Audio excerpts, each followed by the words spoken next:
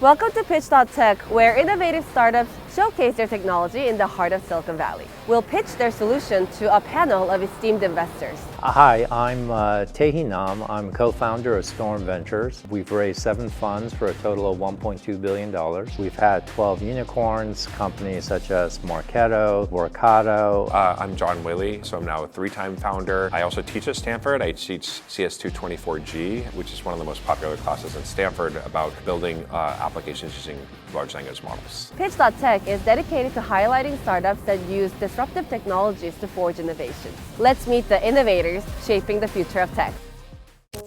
Pitch.tech is where bold startups on .tech domains get game-changing insights from top VCs. .tech domain instantly signals you're all about cutting-edge tech and innovation. Building a tech startup? Build it on .tech.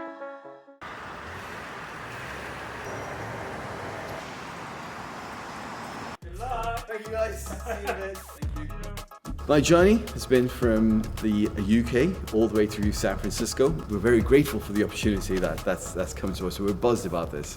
Hi, we're Humbleworks. I'm here to tell you about a problem that is costing the world around £1 trillion.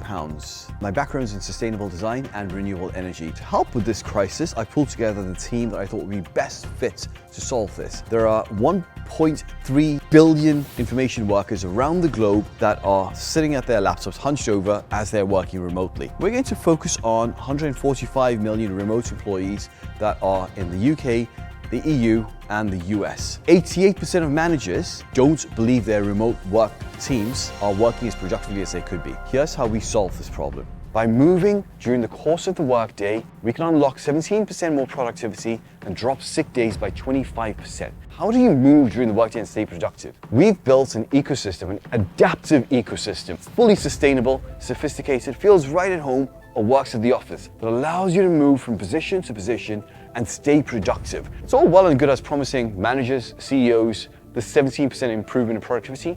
Can we prove that?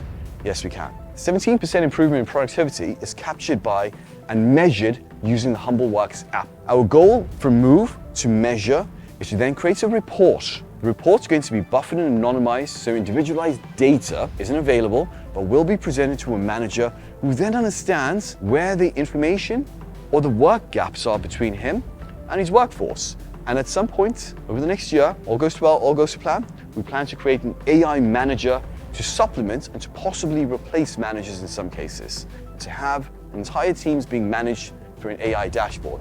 And our revenue model is to charge £119 per employee. In year 1, employees will get the full Humbleworks suite. The full Humbleworks suite includes the standing desk, the workstation, the Rochester, and the Humbleworks app to help you track movement as you progress from one point to the next. Year 2 will be the manager report that's now going to show you the granular data that we've gathered in year 1 and give you live real-time feedback on how you're working and optimize your entire workday. By year 3, we'll have the app, the manager dashboard, and an environment scan used through the existing camera on your laptop. By year 3, we're planning to take on the insurance industry. It's a fragmented industry that needs work. Without granular data that we've gathered, and the root cause of the health issue being sitting down all day, leading to all of these other issues, will teach us exactly where those health preventative indicators will come from. This is the saving in year 1 compared to what people usually spend right now per employee. Right? We will save employers, $1,400 in year 1, $1,680 in year 2, and $2,600 in year 3. Here's how we'll do that. They're currently spending around £750 per employee in health insurance. Loss in productivity and loss in sick days are all the mitigating points that we're going to bring to the market and save in all of those costs across the board. Can we do this? Can we pull this off? With just the standing desk alone, we generated $1 million in sales at the end of 2023. Just the standing desk by itself. And at that point, we pivoted and decided movements was the bigger play at hand. Thank you for your time. Really appreciate it. If you raise the money, you said £2 million, what are you going to achieve and by when? So in year 1, we'd like to build the AI manager dashboard. And the AI manager dashboard will take the data from year 1 and build an entire framework for how you should be working. And all of that data is then going to be presented back to you as a full breakdown of where you should be. At the end of year 2, we would like to have the environment scan built in. Well, what I'm trying to figure out is if I invest today, will next round be like a double or triple the price? Otherwise, there's no reason for me to invest today, right? Let's imagine you invest today. In 2 years from now, the data that we would have gathered from movement that nobody else is gathering from how people are working from home will put us in a position where the following round that we go for will be 5x what we're aiming for now. You're saying collecting data will be enough to get 5x the price? That to me feels like a really different business where it's like, okay, let's spy on the employees, like make sure that they're kind of being productive and working. We have desks that move up and down. Yeah. They are standing and desks. they don't use them. Yes, What are you going to say? And and I think that, well, usually what typically happens is that, we got the ones that have the memory and everything like that. You can just push the button and immediately go to the next setting. Pretty much every single person, they either keep it up or they keep it down. Yeah. They're not moving it up and down, all the time. I mean, this kind of gets to the other part of the problem, which is like, well, like you're trying to change people's behavior. Yeah. Right? And like, it's going to be like, oh, and then, how do you do it in a way that it's going to be like, that it's going to be accepted by the users? They're going to be like, is it like the nag screen that's going to come up and say like, hey, it's time for you to get up and walk around? Or is it like, hey, I mean, because I think it'll be, if you just give, hey, I have the options of like putting my desk up or down, I have the options of putting my laptop on, higher or lower. I mean, the stuff that I've seen is that people, often people aren't doing that, which is it's part of the root of the problem, where it's like, okay, people have bad posture because they don't even realize that necessarily that they have this bad posture. But then also, like, it's challenging to be like the kind of nagware or whatever that's going to be like, oh, well, the camera shows that you're slouching. Why don't you sit up straight and stuff? So what are your thoughts there? Brilliant question, and I'm glad you asked. In fact, the house we were kindly joining and we were staying with have a hack house, and they have standing desks. We all have standing desks. We don't use them. And in fact, I'm going to say something that's probably going to sound controversial, but standing isn't the answer. To go from sitting to just standing, it's recently been proven that you'll burn a few more calories, but it's not solving the problem. Which is why we pivoted in 2023 towards movement and towards creating behavioral change by benchmarking using the Humbleworks app. Once you understand where you are in context of a leaderboard, because that will be part of the next step, and how you've performed, the metrics that you're now playing with, or the switches you're now turning up and down, are going to be, or the ones that are available to you, is mood, move, and productivity. So what our goal is to show you over a period of time, as a baseline, here's where you are, and after a few weeks, it takes 21 days. And so what's the time period? I mean, like in terms of like, hey, I implement this, like at what point am I going to see the ROI? Our goal is to go into a company and to propose a 25% rollout to their work from home staff, right? To find the teams that would be reluctant, resistant, all the teams that would jump on and say, yeah, I'm up for this, the early adopters, all the way through the ones that can be reluctant, right? And the app is going to set a baseline. Over 3 weeks, it's going to set a baseline. And the baseline for that app would be, here's where we are before the Humbleworks suite comes in and allows us to move from position to position. Here's me sitting down, hunched over my laptop, like everyone else in those 1.3 billion information workers, right? And then 3 weeks later, we introduce the Humbleworks suite. From that point onwards, within 3 months, our goal is to show a productivity spike. Whether it's a few percent or goes all the way up to what we're promising at 17%, there's going to be a marked difference in productivity.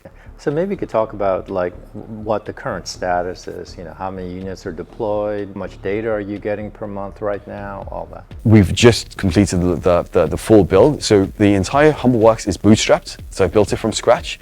And at the end of 2023, I pivoted away from just selling standing desks by themselves and focused on building the tech, building the full suite, and use the... So you're right now in the process of getting the data and all that right now? Absolutely. So right now in the process of market penetration and adopters. To encourage movement, some of the meetings are we just walking meetings. We just walk around the block. So that's why I'm not sure this app or chair would make a difference. No, of course. See, imagine this as this point where nobody's done this before.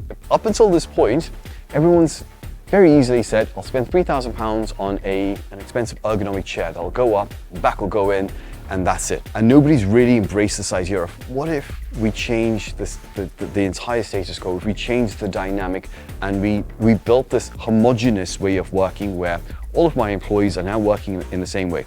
If I set up an office, I wouldn't allocate and just throw a budget out and say, right, you can have a sofa if you'd like, you can have this sort of chair, you're more than welcome. The office would be very sterile and look quite homogeneous with a similar setup along the way. Thank you, I appreciate it. I think today's Q&A helped me understand the gaps, the linear storytelling and the presentation of the pitch that can then mitigate the gaps you would get towards the Q&A. I feel like I answered the Q&A as best as I could, but possibly having more tangible and statistical evidence at the Q&A would have helped, because it's almost like you have your appendix ready and your appendix could then validate the rest of the questions there and then. So possibly having an appendix and helping shape framing the pitch in a structured order, that would help.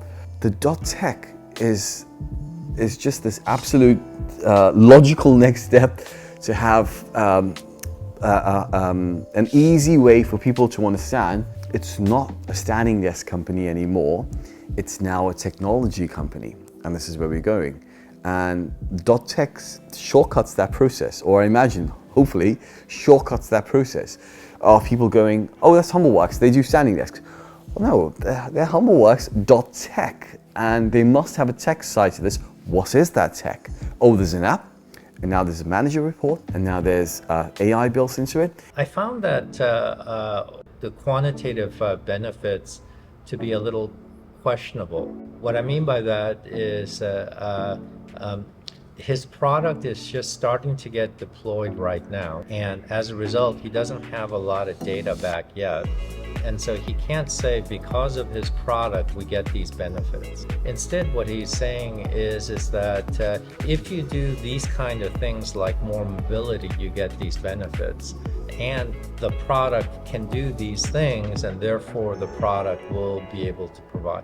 And so I see logically what he's trying to do, and if I were him, I would try to sell too. But when it comes to presentation, I thought Humbleworks was by far the best presenter. Right, that doesn't sound like an AI recommendation. No, I mean like that, because they called us, because they called me, they were like, no, that's a brilliant insight, your system is crazy. Customers don't like dynamic pricing because it's like, wait a second, oh, you got a different price than I got when I went, went to for this, or like it's, there's a lot of backlash around surge pricing and like these sorts of things, which ultimately ends up getting a brand risk.